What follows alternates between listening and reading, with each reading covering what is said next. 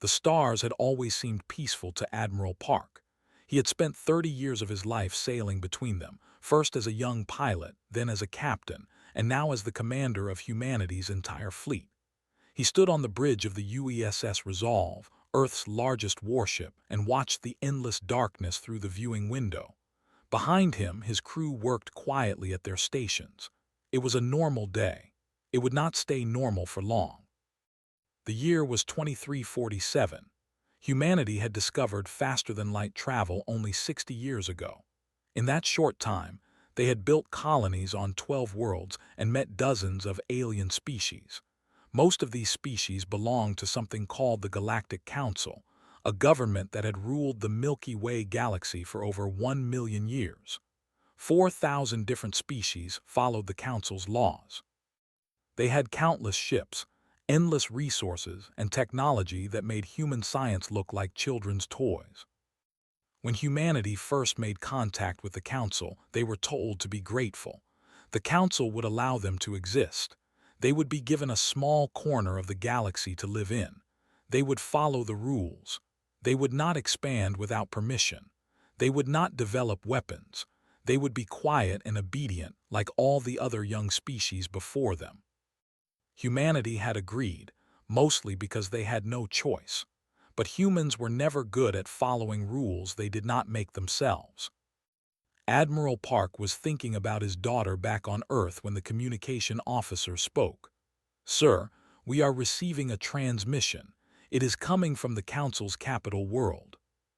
Park turned around. His face was calm, but his heart beat a little faster. The Council rarely contacted humanity directly. When they did, it was never good news. "Put it on the main screen," he said. The viewing window flickered and changed. Instead of stars, Park now saw a face that was not human at all. The creature was tall and thin, made of something that looked like living crystal. Light moved inside its transparent body like slow lightning. This was the High Arbiter of the Galactic Council. He was one of the oldest beings in the galaxy and one of the most powerful. Did not greet them. He did not ask how they were. He simply spoke, and his voice was cold like space itself. Species 7841, designated human. You have violated Statute 9771 of the Galactic Code. Your kind has established colonies in the expanse without authorization from the Council. This is forbidden. You were warned. You did not listen. Park felt his hands tighten into fists, but he kept his face empty. The colonies had been built 5 years ago. 20 million humans lived there now. Children had been born there. It was their home. Continued. You have 30 galactic cycles to abandon all settlements in the expanse. All colonists will return to your species will then submit to reduction protocol. If you do not obey, your will be sterilized. This is not a negotiation. This is not a request. This is your only warning. The screen went dark, was gone. For a long moment, nobody on the bridge spoke. Park could hear his own breathing. He could hear the soft hum of the ship's engines. He could hear his crew trying not to panic. "Sir," the communication officer said, her voice shaking, "what is reduction protocol?" Park closed his eyes. He had read about it in classified files. He wished he had not. "It is what the Council does to species that cause trouble," he said quietly. "They change your DNA. They remove the parts of your brain that allow you to feel anger or ambition or creativity. They turn you into workers, slaves who are happy to be slaves because they cannot imagine being anything else." The bridge was silent again. Park opened his eyes and looked at his crew. They were afraid. He was afraid too, but fear was not going to save them. "Contact Earth," he said. "Tell them we have a problem." On Earth, the message arrived in the middle of the night. President was pulled from her bed by her security team. She was a small woman with gray hair and sharp eyes. She had been a diplomat before becoming president, and before that, a soldier. She had seen many crises in her 60 years of life, but nothing like this. She sat in the emergency chamber beneath the presidential palace, surrounded by generals, scientists, and advisors. The holographic display showed message playing on repeat. Every time she heard his cold voice, she felt something burning in her chest. It was not fear, it was anger. "How long do we have?" she asked. 30 galactic cycles is approximately 42 Earth days, answered General. He was a large man with a face. He had fought in the Mars rebellions 20 years ago. He knew what war looked like. "And their fleet?" "Intelligence estimates the Council has over 12 million warships. We have 47. Someone in the room laughed bitterly. The math was not complicated. They were outnumbered by a factor of 250,000 to 1. "What about allies?" President asked. "Other species who might help us?" "None," said Ambassador. He was a thin man with glasses and a gentle voice. He had spent 20 years studying alien cultures. "The Council controls everything. Species that obey are rewarded. Species that resist are destroyed or reduced. In 1 million years, no one has ever successfully them." President stood up slowly. She walked to the holographic display and stared at its frozen face. 1 million years, 4,000 species, and not one had ever said no. "What do they know about us?" she asked. "Really know?" Doctor stepped forward. She was the head of Earth's Advanced Research Division, a secret organization that developed humanity's most dangerous technologies. She was young for her position, only 43, but her mind was sharper than anyone else in the room. "They know very little," Doctor said. "To the Council, we are insects. They have not studied us seriously. They do not think they need to." "That is their mistake," President said. She turned to face the room. 42 days is not enough time to build a fleet. It is not enough time to find allies. It is not enough time to match their technology. But it might be enough time to show them something they have never seen before. "What do you mean?" General asked. President smiled, but there was no warmth in it. "In their 1 million years of ruling the galaxy, the Council has never met a species like us. They have never met humans. We do not surrender. We do not submit. When someone pushes us, we push back harder. When someone tells us something is impossible, we find a way to do it anyway." She looked at each person in the room, one by one. "They expect us to beg for mercy. They expect us to fall on our knees and accept their chains. They expect us to be like every other species they have conquered." She straightened her back and lifted her chin. "Let us teach them what happens when they threaten the wrong species. Let us show them what humanity is capable of when we have nothing left to lose." The room was quiet. Then General stood up. Then Doctor, then Ambassador. One by one, everyone in the room rose to their feet. "What are your orders, Madam President?" General asked. President looked at the holographic display one last time. His cold, crystal face stared back at her. "Prepare for war," she said, "and someone find me a way to win it." The 42 days had begun. The news spread across Earth like fire. Within hours, every person on the planet knew that an alien empire had threatened to destroy them or turn them into slaves. The Council expected panic. They expected humans to fight each other for the few ships that might escape. They expected chaos and surrender. They did not know humans at all. Instead of panic, there was anger. Instead of chaos, there was unity. Old enemies shook hands. Countries that had argued for centuries suddenly agreed on everything. Rich people opened their bank accounts. Poor people volunteered their time. Scientists who had competed for fame now shared their secrets freely. In 42 days, humanity had to become something new, and somehow, impossibly, they began to do exactly that. General took command of all military operations. He was given emergency powers that no general had held in 200 years. His first order was simple: find every weapon humanity had ever built, and find every weapon humanity had ever dreamed of building. This led him to Project Prometheus.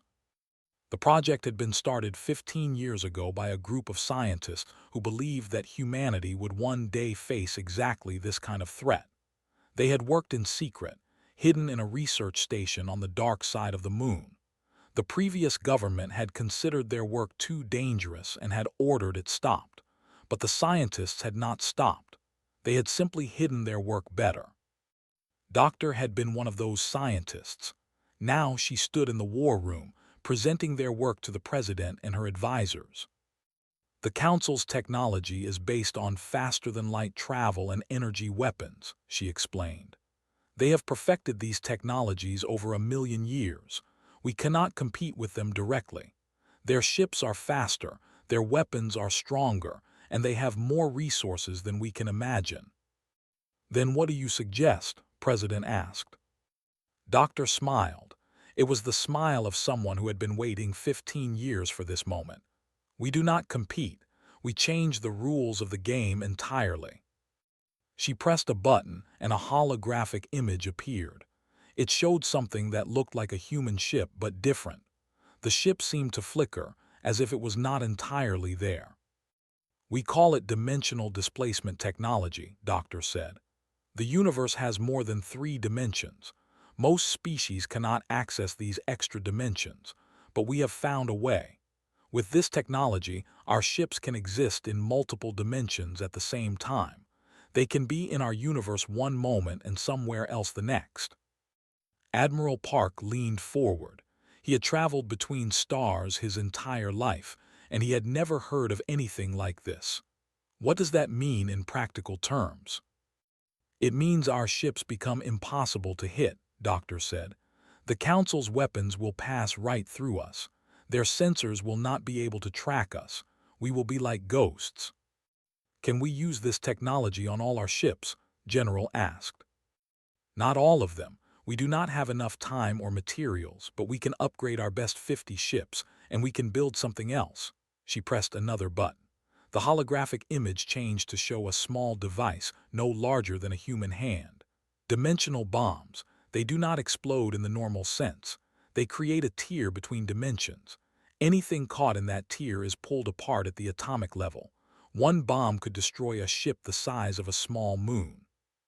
The room fell silent. Everyone understood what this meant. Humanity might not have many ships, but each ship could now fight like 100. Each weapon could kill like 1,000. How long do we need? President asked. If we start immediately and work without stopping, we can have everything ready in 38 days. The president nodded. Then we start immediately. What else do we need? Commander Han stood up. She was the youngest person in the room, only 31 years old. But she was also the best pilot humanity had ever produced. She had won every combat simulation ever created. Some people said she could fly a ship through a needle. Technology is only part of the solution, she said. We also need strategy. The Council has never lost a war because they have never faced an enemy that fights like we do. Explain, General said. Han walked to the holographic display and changed the image. Now it showed a map of the solar system. The Council fights in a simple way. They bring overwhelming force, they destroy the enemy fleet, and then they occupy the planet. They expect their enemies to meet them in open battle. They expect organized resistance. They do not expect what we can give them. Which is? Admiral Park asked. Chaos. Han's eyes were bright with something that might have been excitement. We do not meet them in open battle. We do not form neat lines of ships. We hide. We attack from unexpected directions. We make them afraid of every asteroid, every moon, every shadow. We make them understand that destroying our fleet does not mean destroying us. She changed the image again. Now it showed Earth, surrounded by thousands of small objects. We have spent 60 years building space stations, satellites, and orbital platforms. We turn all of them into weapons. We hide bombs in asteroids. We put guns on mining ships. Every piece of metal in this solar system becomes a threat. When the Council arrives, they will not face 47 warships. They will face 10,000 weapons that they cannot see coming. General studied the map for a long moment. It could work, he said slowly, but we still need time. We need someone to slow the Council down while we prepare. Ambassador raised his hand. "I will go to the Council's capital," he said. "I will pretend to negotiate. I will ask questions, request clarifications, demand meetings with different officials. I can give you at least a week of extra time, maybe more." "They might kill you," President said quietly. The ambassador shrugged. "They might kill all of us. At least this way my death will mean something." For the next 38 days, Earth became a factory. Every city, every country, every person contributed something. Engineers worked until they collapsed, slept for a few hours, and then worked again. Factories that had been closed for decades came back to life. Ships that had been retired were pulled out of storage and upgraded with the new technology. Doctor slept only 4 hours each night. She personally oversaw the installation of dimensional displacement systems on the 50 ships that would form humanity's main fleet. Each installation was delicate work. One mistake could cause the entire ship to disappear into another dimension forever. But her team made no mistakes. They could not afford to. Commander Han trained pilots day and night. She taught them how to fight in ways they had never imagined. She taught them how to use the dimensional technology to appear behind enemy ships, strike, and disappear before anyone could react. She taught them that survival was not the goal. Victory was the goal, and sometimes victory required sacrifice. On Earth, ordinary people prepared as well. They stored food underground. They built hidden shelters. They learned how to fight with whatever weapons they could find. If the Council came to their planet, they would not find a population ready to surrender. They would find a population ready to resist until the last person standing. Admiral Park watched all of this with growing wonder. He had served humanity his entire life, but he had never seen anything like this. In the face of certain death, his species had not given up. They had become something greater than they had ever been before. On the 38th day, he stood on the bridge of the UESS Resolve, now equipped with dimensional displacement technology. His fleet of 50 upgraded ships waited nearby. Another 900 smaller vessels, each carrying weapons that could wound even the Council's largest warships, were hidden throughout the solar system. "The Council fleet will arrive in 4 days," his communication officer reported. Park nodded. He looked out at the stars one more time.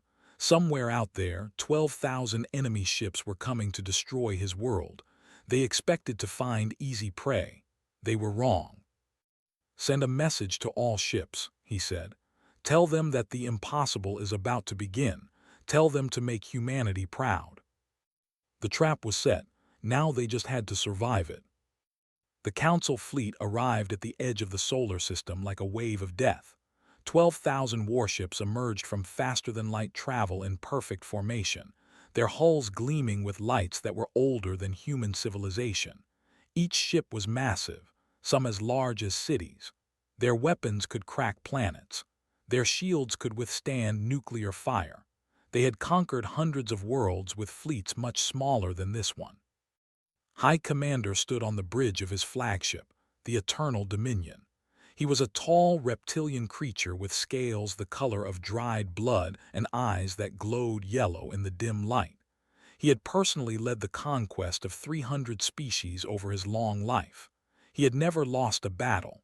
He did not expect to lose this one. "Report on the human defenses," he ordered. His sensor officer studied the displays and made a confused sound. "Commander, I am detecting only 47 ships. They appear to be gathered near the 6th planet, the one with the rings." His thin lips curled into something like a smile. 47 ships. They are either very brave or very stupid, perhaps both."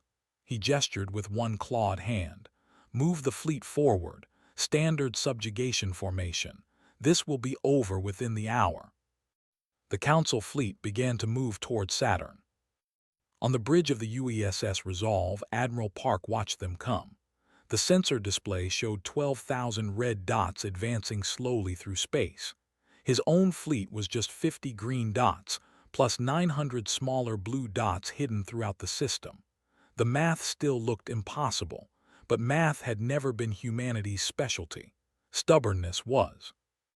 "They are entering optimal range," his tactical officer reported. "They have not detected our hidden ships or the weapon platforms." Park nodded. He thought about his daughter on Earth.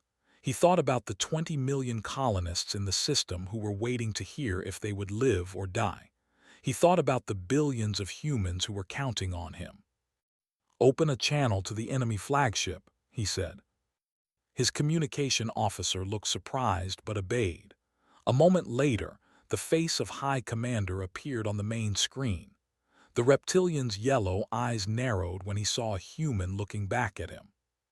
"I am Admiral Park of the United Earth Fleet," Park said calmly. "You have entered our solar system without permission. You have 30 seconds to withdraw your forces."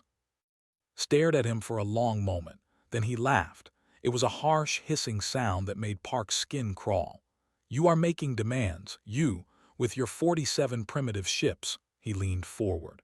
"Human, I have destroyed civilizations that existed before your species learned to make fire. I have killed beings that could destroy your entire world with a thought. And you think you can threaten me?" Park did not flinch. "I am not threatening you, Commander. I am giving you one chance to live. You should have brought more ships." Before could respond, Park cut the transmission. He looked at his tactical officer and gave a single nod. "All ships," he said, "begin."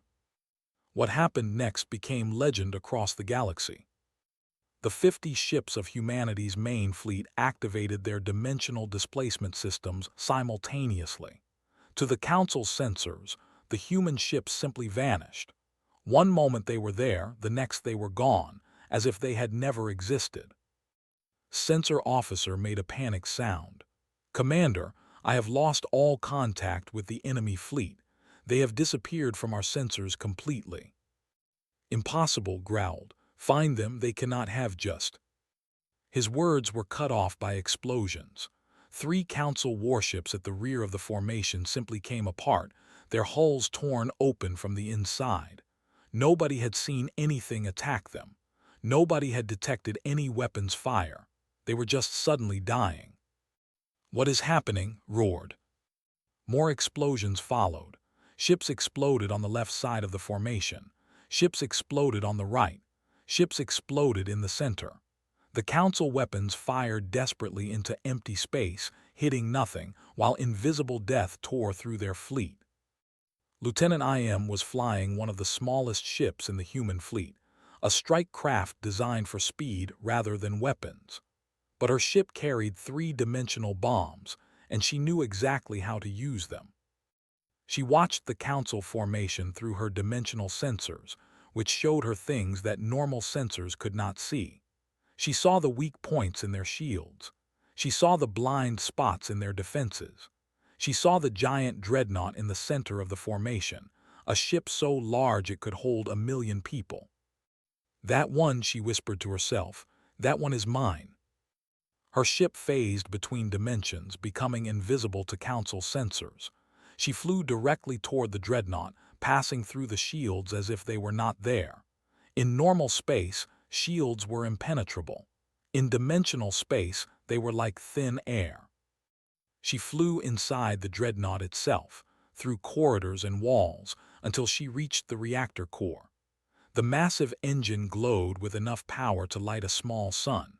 It was also completely undefended against an enemy who could attack from another dimension. IM armed her bomb and released it into the reactor. Then she phased out of the ship, flying at maximum speed back toward safety. Behind her, the dreadnought's core experienced something it was never designed to handle.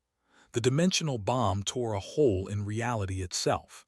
Matter and energy were pulled into that hole and disappeared forever. The dreadnought did not explode. It collapsed inward, folding into itself like paper being crumpled by a giant hand, and then it was simply gone. Watched his sensor display with growing horror. He had lost 200 ships in the first 10 minutes. His weapons were useless against enemies they could not see. His shields protected nothing against bombs that appeared inside his ships. "How is this possible?" he whispered. "This technology does not exist." But it did exist. Humanity had created it, and now humanity was using it to tear his fleet apart. The hidden ships throughout the solar system began their attack as well. Mining vessels that had been disguised as asteroids suddenly came to life, firing missiles at Council supply ships. Orbital platforms around Jupiter and Mars revealed hidden weapons and opened fire. Bombs that had been placed months ago in the asteroid belt activated and detonated as Council ships flew past them. For the first time in his 300 years of war, High Commander felt something he had not felt since he was young. He felt fear. Captain No commanded the cruiser Morning Star. His ship had taken heavy damage in the battle. Half his systems were offline. His engines were failing. He knew he was going to die. But he also knew that his ship still had one weapon left, itself. "Set course for the Council command carrier," he told his crew. "Maximum acceleration." His first officer looked at him with understanding in her eyes. "Sir, we will not survive the impact." "No," No agreed. "But they will not survive it either. Anyone who wishes to leave may take the escape pods. I will not order anyone to die with me." Nobody moved. Nobody spoke. His entire crew stayed at their stations. The Morning Star accelerated toward the command carrier, moving faster and faster. Council weapons tried to stop them but could not get a target lock on a ship moving at near light speed. At the last moment, No closed his eyes and thought of his family. The impact created a flash of light that could be seen from Earth. The command carrier, one of the largest ships in the Council fleet, was cut in half. Thousands of crew members died instantly. The explosion caused chain reactions that destroyed 4 more ships nearby. After 72 hours of battle, something unprecedented happened. High Commander, the conqueror of 300 worlds, ordered his fleet to retreat. They had arrived with 12,000 ships. They left with fewer than 9,000. Behind them, the solar system was filled with wreckage and radiation. Saturn's rings had been disrupted by weapons fire.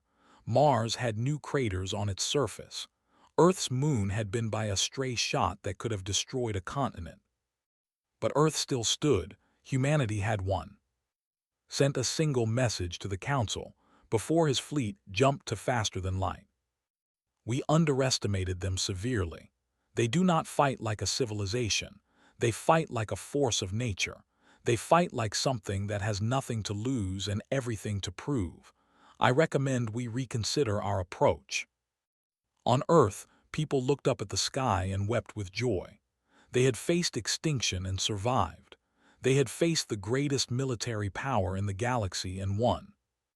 Admiral Park stood on his damaged bridge, surrounded by exhausted crew members who were still trying to understand what they had accomplished. He thought about the ships they had lost, the people who had died, the sacrifices that had been made. "This is not over," he said quietly. "They will come back with more ships. We need to be ready." But for now, for this moment, humanity had done the impossible. They had proven that the Council could be beaten. And somewhere in the galaxy, other species were watching. Other species were listening. Other species were beginning to hope. The victory at Saturn gave humanity hope, but it did not give them safety. Everyone knew the Council would return. Their pride had been wounded. Their reputation had been damaged. Species across the galaxy were whispering about the impossible thing that had happened. The Council could not allow that whisper to grow louder. Admiral Park estimated they had 6 months before the next invasion. 6 months to rebuild their fleet, repair their defenses, and prepare for an enemy that would come with 10 times as many ships. It was not enough time. Nothing would be enough time, not unless something changed. President called an emergency meeting of her advisors. The mood was strange, a mixture of celebration and fear. They had won an impossible victory, but they were still facing impossible odds. "We cannot defeat them alone," President said simply. "Not forever. Even if we win the next battle, they will send more ships, and more after that. They have unlimited resources. We do not. We need allies, General agreed. But who? Every species in the galaxy is either controlled by the Council or too afraid to help us. Doctor leaned forward. Not every species. The Council has ruled for 1 million years. In that time they have conquered thousands of civilizations. Some were destroyed completely. Some were reduced, turned into slaves, but some survived in hiding. Some have been waiting for a chance to fight back. The Forgotten Ones, Ambassador said quietly. He had spent his career studying alien cultures, including those that the Council had tried to erase from history. Species that the Council believes are dead or harmless, if we could find them and convince them to join us. Then we would not be fighting alone, President finished. She looked around the room. Who do we send on this mission? It will be the most dangerous assignment in human history. A woman in the back of the room stood up. She was small and quiet, the kind of person you might not notice in a crowd. That was exactly what made her perfect for her job. Her name was Shin, and she was Earth's best intelligence agent. She had spent 15 years gathering information on alien species, often traveling alone to dangerous places where no human had ever been. I will go, she said. I know where to look. I know how to find people who do not want to be found. President studied her for a long moment. You understand what we are asking. You will be traveling through Council space. If they catch you, they will not just kill you. They will take apart your mind to learn everything you know about our defenses. Shin smiled slightly. Then I will make sure they do not catch me. She left Earth 3 days later on a small ship disguised as a cargo vessel. Her mission was simple to explain, but almost impossible to complete.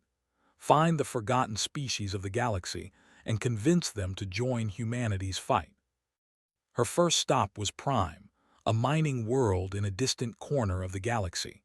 According to old records, this world had once been home to a species known for their philosophers and artists. The Council had conquered them 800 years ago and applied reduction protocol to their entire population. They should have been mindless workers now, incapable of independent thought. But rumors said that some had escaped the reduction. They had hidden themselves among their reduced brothers and sisters, pretending to be slaves while keeping their true minds secret. If these rumors were true, they had been waiting 800 years for someone to find them.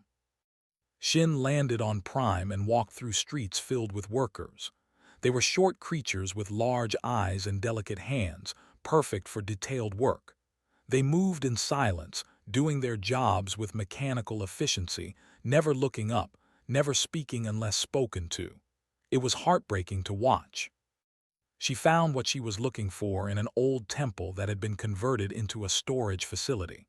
An elderly was sweeping the floor, moving with the same empty movements as all the others.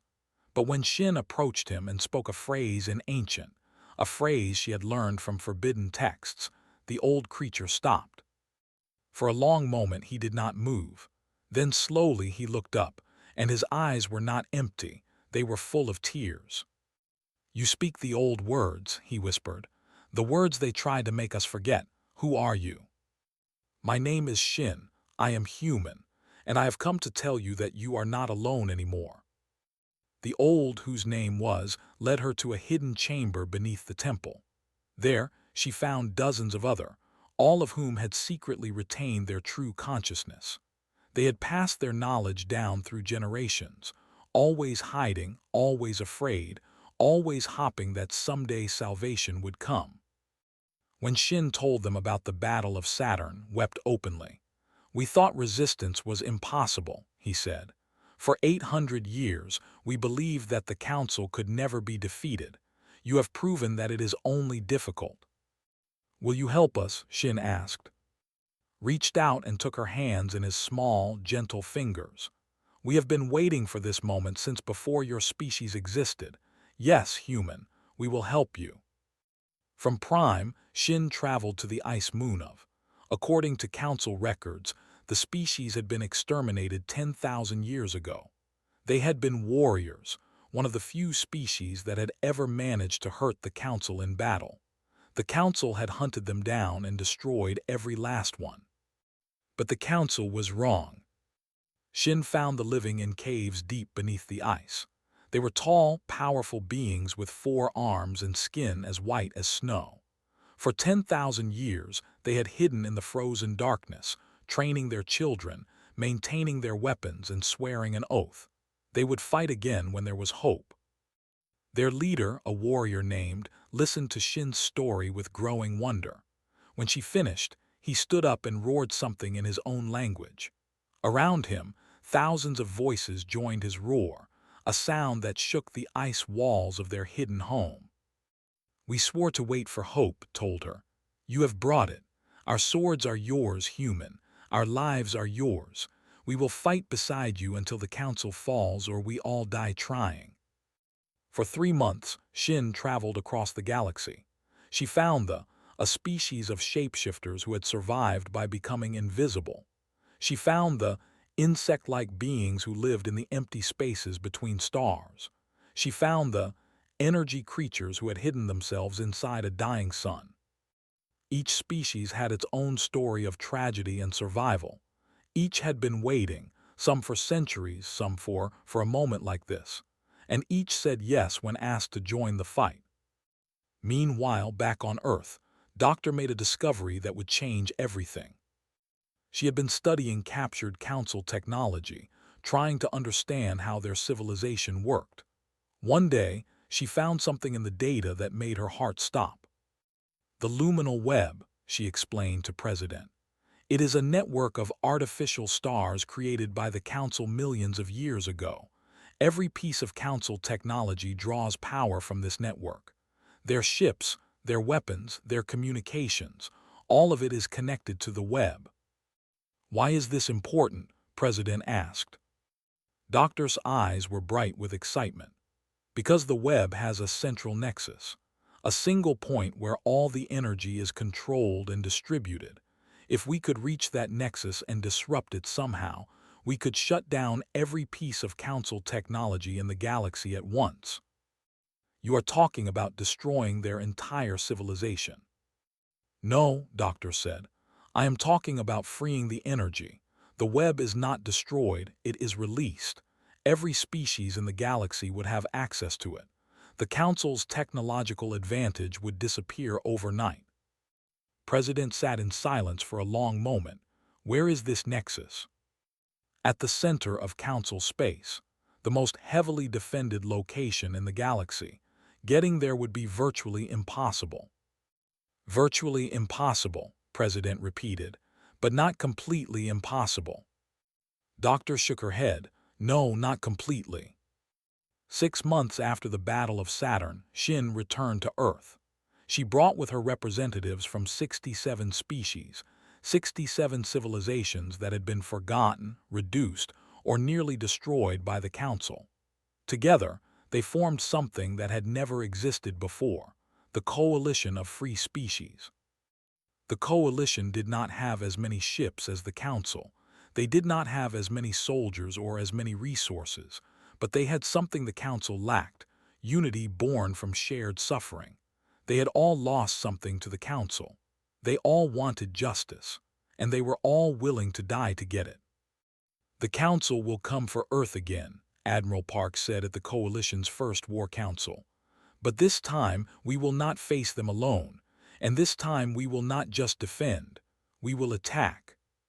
He looked at the representatives from 67 worlds, beings of every shape and size, united by hope and anger. "It is time to end 1,000,000 years of tyranny. It is time to set the galaxy free." The Council's Second Fleet was the largest military force ever assembled in the history of the galaxy. 120,000 warships, gathered from every corner of their million-year empire. The High Arbiters themselves, ancient beings who had ruled the galaxy since before most species existed, had come to watch the destruction of humanity personally. They expected a quick victory. They expected to burn Earth until nothing remained and then hunt down every human who had escaped. They expected to make an example so terrible that no species would ever dare resist again. They did not expect what was waiting for them. The coalition of free species had gathered its entire strength at the edge of the solar system. 67 different species, flying ships of 100 different designs, armed with weapons both ancient and new. Their fleet numbered 80,000 vessels, still smaller than the Council's, but larger than anyone had thought possible. Admiral Park stood on the bridge of his flagship and looked at the sensor display. Red dots representing Council ships filled half the screen. Blue dots representing coalition ships filled the other half. Somewhere in the middle, the fate of the galaxy would be decided. "All ships report ready," his communication officer announced. Park nodded. He opened a channel to the entire coalition fleet. Beings from 67 worlds heard his voice. "For 1,000,000 years the Council has ruled through fear," he said. "They told us that resistance was pointless. They told us that we were weak. They told us that we would always be alone. Today we prove them wrong. Today we stand together. Today we teach them a new word, consequence." He closed the channel and turned to his tactical officer. "Begin the attack." The Battle of Sol was the largest military engagement in the recorded history of the Milky Way. Ships by the hundreds of thousands fired weapons at each other across millions of kilometers. The darkness of space was lit by explosions that burned brighter than stars. The rings of Saturn were scattered by the shockwaves. The surface of Mars glowed red with fire from crashed vessels. The Council fought with cold efficiency, using tactics they had perfected over. But the Coalition fought with something the Council could not match: desperation mixed with hope. They fought like beings who had nothing left to lose. They fought like beings who knew this was their only chance at freedom. The warriors charged directly into the strongest part of the Council formation, their four-armed pilots laughing as they died, taking enemy ships with them. The who had spent 800 years pretending to be mindless slaves showed that they had not forgotten how to think. They coordinated attacks with mathematical precision that confused Council commanders. The shapeshifters infiltrated Council ships and destroyed them from within. And the humans, the young species that had started all of this, fought with the same stubborn refusal to surrender that had defined them from the beginning. But the battle was not the main plan. The battle was a distraction. While the fleets clashed at Sol, a small strike team was making its way to the heart of Council space. 12 ships, each carrying volunteer crews who knew they would probably never return. Their mission: reach the luminal web's central nexus and release its energy to the entire galaxy. Commander Han led the strike team. She had been chosen because she was the best pilot humanity had ever produced, and because she had volunteered without hesitation when she learned what the mission required. "You know, this is probably one way," Admiral Park had told her before she left. She had smiled at him, the same confident smile she always wore before going into battle. "Sir, everything worth doing is one way in some sense. We are all moving forward through time. The only question is what we do with the moments we have." The 12 ships used dimensional displacement technology to bypass every defense the Council had built around their capital. They appeared directly above the luminal web's nexus, a structure so vast it made everything humanity had ever built look like toys. The nexus was a sphere of pure energy, larger than planets, pulsing with power that had sustained the Council's empire since before humans existed. Council ships began to respond, but they were too late. Han's strike team had already begun their final approach.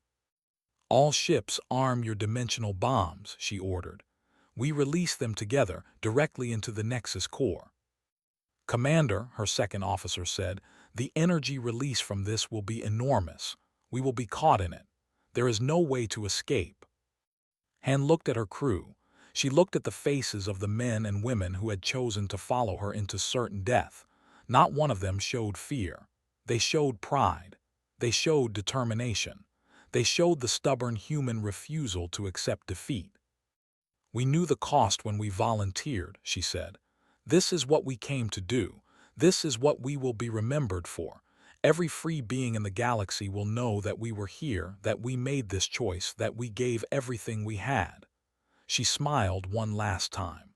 "It has been an honor." 12 ships flew into the Nexus.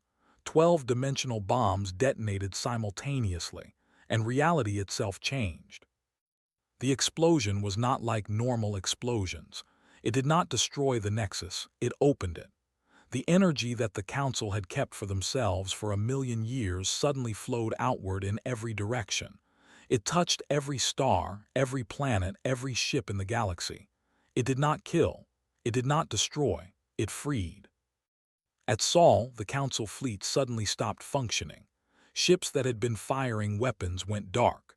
Shields that had been blocking attacks collapsed. The technology that the Council had depended on for their superiority was simply gone, not destroyed, but no longer theirs alone. The same energy that had powered their empire was now available to everyone. The Coalition fleet, which did not depend on the luminal web, was unaffected. For the first time in 1,000,000 years, the Council was not the most powerful force in a battle. High Arbiter, the ancient crystal being who had delivered Earth's death sentence, watched his fleet become helpless. He watched coalition ships move through his formations, disabling vessel after vessel. He watched beings from species he had conquered long ago flying past his bridge, no longer slaves, no longer afraid. For the first time in his existence, he understood what it meant to lose. "This is Admiral Park," came a voice over his communication system. "Your fleet is disabled. Your empire is finished. You can surrender now or you can die fighting, but either way, your rule is over." Was silent for a long moment. Then slowly he gave the order no council arbiter had ever given before. "All ships stand down. We surrender." The Battle of Sol was over. The war was over. The 1,000,000-year empire of the Galactic Council was over. The old order collapsed within a decade. The Council was dissolved, replaced by a true federation where every species had an equal voice. The reduction protocol was reversed for every species that had suffered under it. The remembered how to think freely. The walked openly under strange suns for the first time in 10,000 years. Worlds that had been enslaved built their own futures. President, now old and tired but still sharp, gave her final address to the First Galactic Assembly, a gathering of representatives from over 5,000 species. "We were told we were too young," she said, "too primitive, too insignificant. We were told to submit or die, but humanity has never been good at doing what we are told. And now neither is the rest of the galaxy." The assembly responded with applause and cheers, and sounds of joy from thousands of different voices. Admiral Park retired to a small farm on New Korea, a colony world in the expanse, the very territory humanity had been threatened for settling. He spent his final years growing vegetables and watching ships from 100 worlds fly overhead, traveling freely for the first time in 1,000,000 years.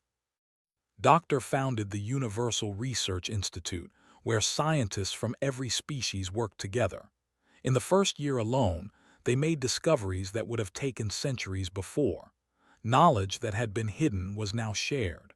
Problems that had seemed impossible were now solved. And Commander Han, presumed dead in the Nexus explosion, was discovered alive. The dimensional release had not killed her. It had pushed her into a pocket dimension created by the explosion itself. She emerged 30 years later to find a universe transformed by her sacrifice. The young pilot who had flown into certain death was now a legend. Children from 1,000 worlds knew her name. A journalist asked her if it had been worth it. She looked up at the night sky, at ships from 100 different species flying together in peace, at stars that now belonged to everyone. "Every moment," she said quietly, "every single moment." The universe had threatened humanity with extinction. Humanity had responded by setting the universe free. A species that had existed for only a few 100,000 years had changed the course of galactic history forever. And somewhere in the vast darkness between stars, New species were being born.